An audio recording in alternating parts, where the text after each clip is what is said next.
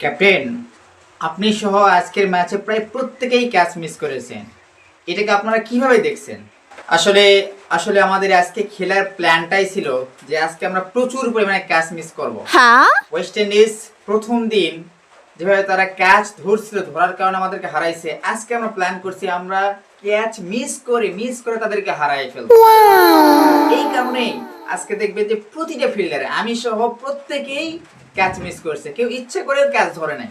এইরকম খেলাটা হয়েছে। আমাদের প্ল্যানটাই ছিল আজকে আমরা ক্যাচ মিস করব, ক্যাচ মিস করে উইন্ডিজকে হারাবো।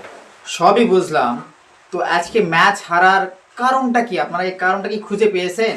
আমি মনে করি আজকে ম্যাচ হারার মূল কারণটাই হচ্ছে ক্যাচ মিস করা। আমরা প্রতিটি ক্যাচ সুন্দরভাবে ধরতে পারতাম, তাইলে হয়তো বা আজকে ম্যাচটা জিতে যেতাম।